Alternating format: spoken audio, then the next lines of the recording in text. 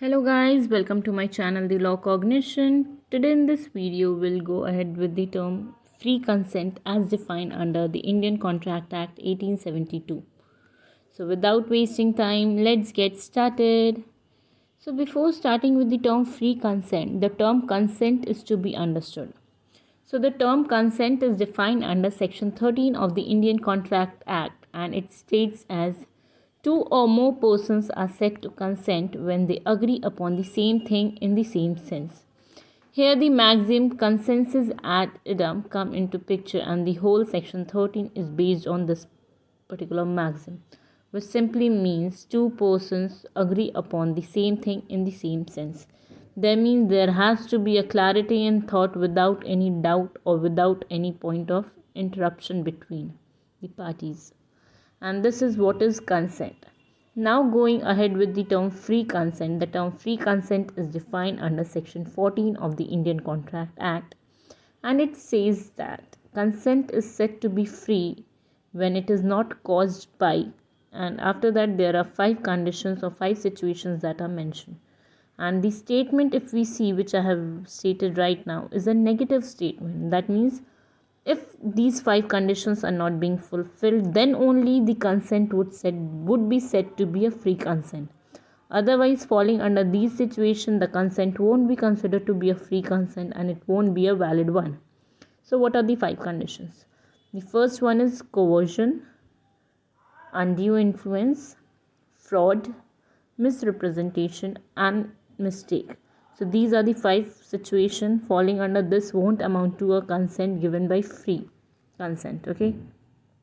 Now going ahead individually one by one with all these situations. In this video, I'll basically cover the term coercion.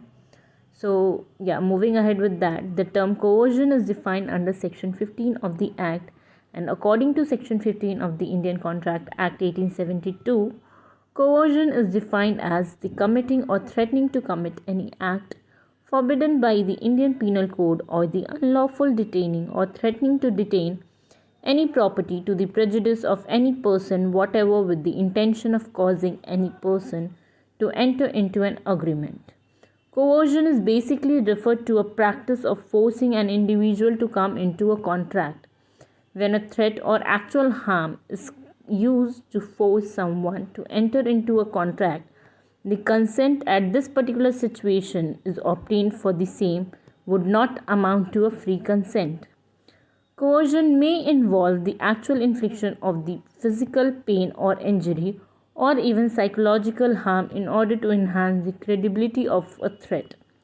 So a very basic illustration or example, if I go ahead with, taking a situation where X threatens to hurt Y if he does not sell his house to X for 8 lakh rupees. That means X is threatening Y in order to sell his house to X at 8 lakh rupees. Now here, even if Y sells his house to X, that contract won't be a valid one because the act of coercion has been there. So once the house had been sold and the threat had been removed from Y, then he may go ahead and put this point of coercion, and then he may get his property back.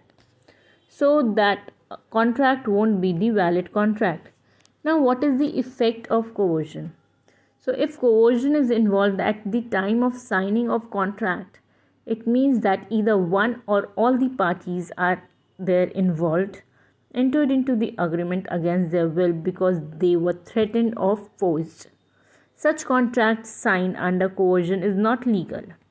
If the involvement of coercion is proved, then the contract will be nullified or cancelled, or may be held voidable. But it can be held voidable only at the option of the party against whom the coercion is exercised. As we have seen actually what the term voidable means, it only becomes at the option of the party against whose this particular action has been exercised. So it will release the parties that are involved in the agreement from performing from any duties as contained in the agreement. But if the aggrieved party does not do so, that means he does not raise any voice, then the contract can be considered as a valid contract binding both of the parties, because it is a voidable contract and it becomes voidable only at the option of the party who has against whom the act has been exercised. Now moving ahead with the essential elements of coercion. So the first could be committing or threatening to commit any act which is forbidden by the IPC. Now, for getting the consent of a contract, if any person actually commits or threatens to commit any act which is forbidden by the Indian Penal Code, then the consent so obtained is said to be consent obtained through coercion. The word act forbidden by the IPC makes it necessary for the court to decide in civil action whether the purported act of coercion is such that amounts to coercion. It is also said that it is immaterial whether the IPC is in force or not in the place where coercion is committed. That means where IPC is not there, and if at that particular place also such kind of situation has happened, then that would amount to coercion. And then if we see the second essential condition, it could be unlawful detaining or threatening to detain any property of the other. Consent can be said to be caused by coercion when it is obtained by unlawful detaining of the property or threat to do so.